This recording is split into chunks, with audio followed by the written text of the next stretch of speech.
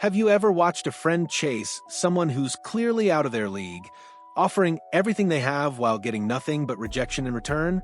That's exactly what we're witnessing with the Vancouver Canucks right now, and honestly, it's getting painful to watch. The latest chapter in Vancouver's seemingly endless quest to fix their center depth has them throwing everything at the wall, hoping anything, will stick. But what they're offering and what they're actually worth in return? Well, that's where this story gets brutally embarrassing. Today, we're diving deep into one of the most lopsided pursuit stories in recent NHL memory, where desperation meets reality in the most uncomfortable way possible. Buckle up, because this tale of unrequited hockey love is about to get very real very fast. The object of obsession. Marco Rossi's meteoric rise. Let's start with the prize everyone's chasing. Marco Rossi, the Minnesota Wild's 5 feet 9 inches dynamo, who just wrapped up a stellar 60-point season. On paper, Rossi looks like exactly what Vancouver needs: a skilled, intelligent center who can distribute the puck, create offense, and potentially solve their years-long search for a legitimate second-line pivot behind Elias Pettersson. But here's where the story gets interesting and complicated. Rossi isn't just some available asset sitting on Minnesota's trade block. He's a restricted free agent coming off his entry-level contract, fresh from proving he belongs in the NHL's upper echelon of young talent. The Wild offered him a 5-year extension worth approximately $5 million per season, which he promptly rejected, countering with demands for shorter term and higher annual value. This isn't a player looking to escape Minnesota. This is a player who believes he's worth more than what Minnesota is offering. And you know what? He might be right. 60 points for a 22-year-old center in today's NHL is nothing to sneeze at, especially when that production came despite being relegated to fourth-line duties by coach John Hynes during crucial stretches of the season and playoffs. Rossi's frustration with his role tells us everything we need to know about his mindset. He's not just confident in his abilities, he's demanding the respect and opportunity he believes he's earned. That's not the attitude of someone looking for an escape route. That's the mindset of someone ready to bet on himself. Vancouver's pathetic proposal. When wishful thinking meets reality, now here's where the story transitions from interesting to absolutely cringeworthy. According to reports from The Athletic's Mike Russo and confirmed by Post Media, the Canucks have made their play for Rossi, and let's just say it's not impressive. Their offer? The 15th overall pick in next week's NHL entry draft, plus an unspecified player. That's it. That's their grand gesture to pry away a 60-point center who's entering his prime years and has already proven he can produce at the NHL level. Let's break down just how insulting this proposal actually is. The 15th overall pick, while valuable, is essentially a lottery ticket. Sure, it might develop into something special in 3 to 5 years, but there's no guarantee. NHL draft history is littered with top 15 picks who never reach their potential. Minnesota isn't rebuilding, they're trying to compete now, and they need players who can contribute immediately. The unnamed player in the deal makes this even more laughable. Reports suggest Wild GM Bill Guerin wants an NHL roster player, not a prospect. But if Vancouver had a roster player worth trading for a 60-point center, wouldn't they have included that player's name in the initial reports? The fact that this player remains mysteriously unnamed suggests it's either someone Vancouver doesn't want to lose or someone Minnesota doesn't want to gain. The psychology of rejection. Why Minnesota isn't interested. Here's what makes this situation so fascinating from a psychological standpoint. Minnesota's reaction to Vancouver's offer tells us everything about how they value Rossi internally. The Wild aren't just unimpressed. According to reports, they're essentially ignoring Vancouver's advances entirely. Think about what that means. Minnesota would rather risk losing Rossi to offer sheets, would rather engage in potentially lengthy contract negotiations, would rather deal with an unsettled player situation than accept what Vancouver is offering. That's not just a negotiation tactic. That's a fundamental disagreement about Rossi's value. The Wild see Rossi as a core piece of their future, a player worth investing in long-term despite his current contract demands. They're willing to pay him $5 million per season over 5 years, which values him at $25 million total.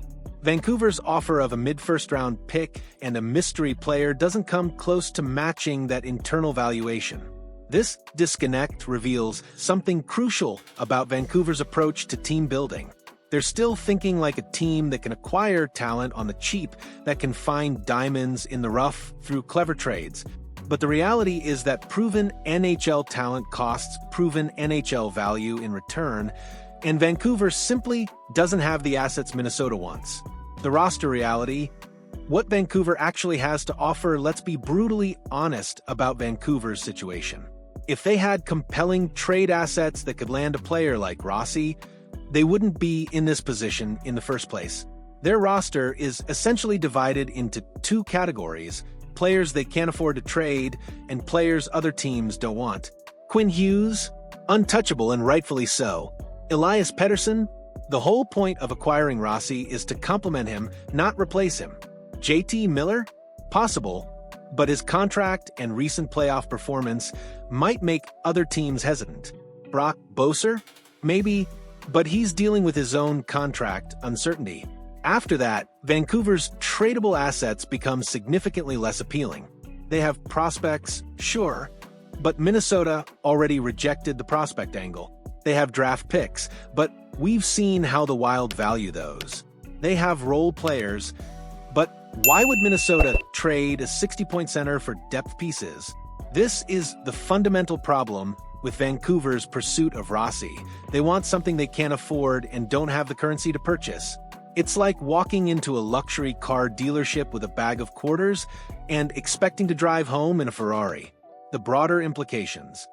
What this says about Vancouver's strategy, but this story isn't just about one failed trade attempt. It's a window into Vancouver's broader organizational challenges. Their pursuit of Rossi reveals a franchise that still hasn't figured out how to properly value talent or construct realistic trade scenarios. The Canucks have been trying to thread the needle for years, looking for that perfect deal that solves their problems without costing them their core pieces. But the NHL doesn't work that way anymore. In today's salary cap era, every team knows exactly what their players are worth, and no one's giving away proven talent for futures and maybes. Vancouver's center depth issues aren't new. They've been a problem for years. Yet here they are, still scrambling for solutions, still making lowball offers for players who are clearly out of their price range. It suggests a front office that either doesn't understand the market or refuses to accept the reality of their situation. The clock is ticking. Desperation breeds bad decisions. What makes this situation even more precarious for Vancouver is the timing. Free agency is approaching, the draft is next week, and they're still trying to solve fundamental roster construction issues. The longer they wait, the more desperate they become, and desperate teams make terrible decisions. If Vancouver can't land Rossi, and based on Minnesota's reaction, they can't, what's their plan B?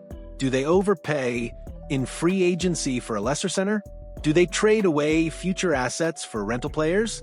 Do they simply accept another season of inadequate center depth? Each option comes with significant risks, and Vancouver's failed pursuit of Rossi has already limited their alternatives.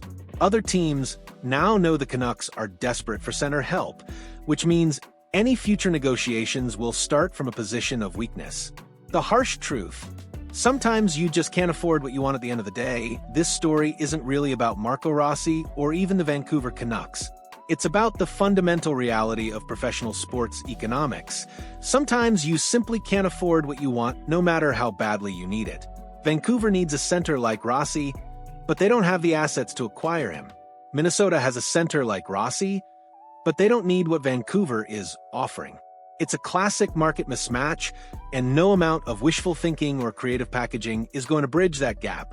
The Canucks are learning a harsh lesson that many teams eventually face. You can't build a championship roster on a budget when you're competing against teams willing to pay market value. You can't acquire elite talent with average assets, and you can't solve years of poor asset management with one clever trade. This failed pursuit of Rossi might actually be the wake-up call Vancouver needs. It's forcing them to confront the reality of their situation and hopefully make more realistic plans for the future. Because continuing to chase players they can't afford is just setting themselves up for more disappointment and more public embarrassment. The NHL trade market is unforgiving, and Vancouver just learned that lesson the hard way. The question now is whether they'll adjust their expectations accordingly or continue tilting at windmills while other teams pass them by. Here's what I want to know from you. Should Vancouver cut their losses and focus on realistic targets, or should they double down and make a blockbuster move to get the center they desperately need? Let me know your thoughts in the comments. And if you enjoyed this deep dive into NHL trade psychology, show some love with that like button.